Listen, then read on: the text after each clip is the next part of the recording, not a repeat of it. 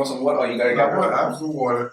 All right, I'm gonna go past get some water. You can start the folks. Well, What are we talking? What are we talking about today?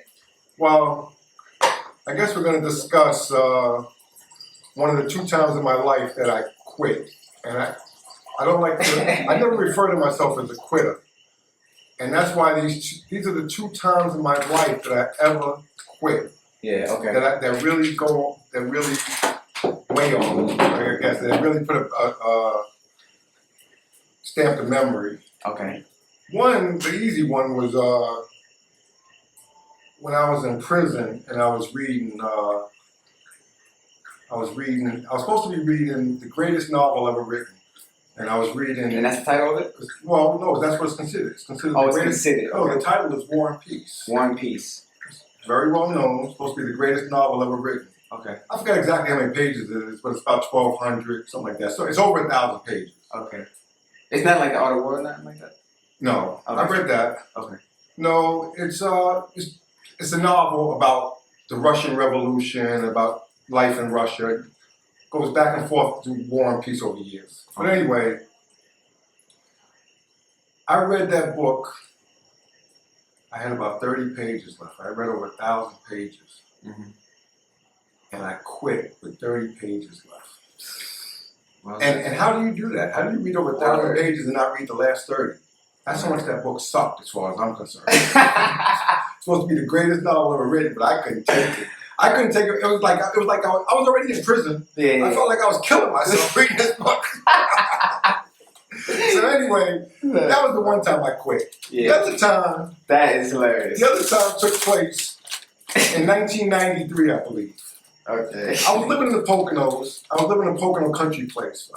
We were living Which is in PA. Yeah, Pocono, Pennsylvania. Yeah, Pennsylvania. Mm-hmm. And we were used to having. I lived up there by that time about 3 years. No, I'm good. I lived up there by that time about 3 years, and we were used to having snow. It was a place that you have ski resorts and all that. Mm-hmm. But this particular winter, all of a sudden we got hit with a lot of snow over a brief period of time. Okay. In my memory, I want to say the snow was like 4 feet deep. I mean, I don't know exactly what the snow totals were, but it felt like 5. I suppose it's been a good 10 years at least since we've seen snow like this. Snow deep enough to get lost in if you don't watch yourself. We used to tell our kids about this kind of snow, how tough it was to get around in it, how we'd go to school anyway, how they have it a lot softer than we did when we were their age. Well, that story's out the window now. These kids will now have ammunition for their own kids someday. They will tell them, if you think you have it bad, you should have been here in the blizzard of '93. Anyway, I was living in a house in Pocono Country Place, and that was a time in my life when I was involved in illegal activities. Okay. So I did not use the phone from my house to make certain phone calls. Mm-hmm. I would have to go to phone booths. And the snowstorm had hit. Mm-hmm. And it was and I could walk around, I could walk to the public phone in Pocono Country Place on the road, which had been plowed already. Mm-hmm. But it was a nice little walk. It was a circular walk. It was a nice long walk, and it was very cold outside. Like 2 miles? 1 mile? I don't know. It wasn't 2 miles. Well, in that blizzard. It wasn't even maybe a half a mile. Okay. But in that cold weather, I didn't want to walk around when I could walk right across the lake. Mm-hmm. Exactly. The phone booth was right on the other side of the lake. Exactly. And by that time, I was an ice fisherman up there. I knew the lake was frozen enough. had no concern about the water, the ice cracking. Yeah. But all the snow had hit and was on top of the ice. So it was like about, I don't know, like 4 feet of snow on top of the ice. Yeah. So I go out my house and I head across this lake to go make this phone call. Mm-hmm. And when I started across, every step was like crazy. Every step I was like lifting my foot as high as I could lift it and bringing it back down to the snow. And I felt like the snow was up to my chest. And every step was like torture. Going there. But it wasn't that far across. And that's going there. I'm just going to make the phone call. Yeah. Okay. And nobody, of course, there's no path or anything. Nobody else has crossed this lake. Yeah. The snow had probably I think the snow had just hit like the day or two before. Nobody had crossed this lake. It's fresh snow. Exactly.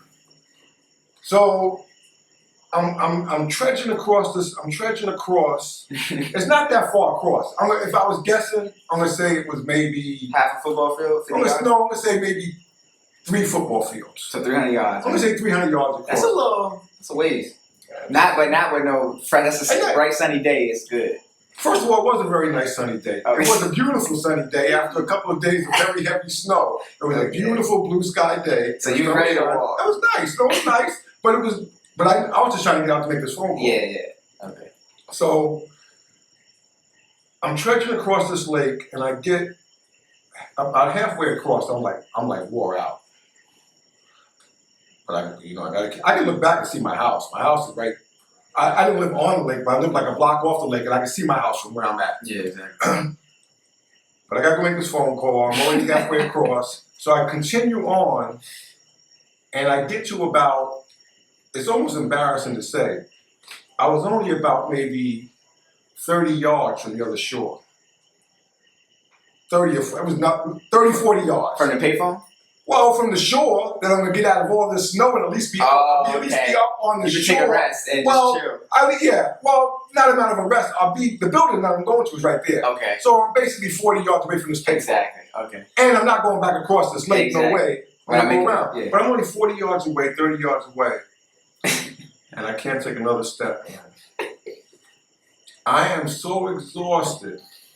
I mean, I don't know if you've ever been, you've never been this exhausted. I'm telling you, you've never been this exhausted. Most people haven't. Because I was so exhausted, it wasn't a matter of that I could sit and take a break or catch my breath or relax. To be honest, I laid down to die. I laid down in that snow, and I honestly had quit life. Okay? It's embarrassing, but it's the truth. Yeah. I quit. I laid down and was totally finished. And after laying there, I didn't die right away, but I was through. I wasn't going any further. Yeah. And I laid there, after laying there for about, 20 minutes. I guess by then I had caught my breath or whatever. And I just looked up at the sky and said, well, I guess I ain't gonna die today. So I got back up and finished this last little 30, 40 yards. Yeah. Made my phone call. Needless to say, needless to say, I didn't go back across that lake. I did walk around the road and go back home. But here it is. What was that, 93? Here it is, 23 years later. It's a memory that I'll have forever. But I honestly laid down to die. Anyway, that was just another one of my stories in a crazy life. And cheers to water. All right, Dan.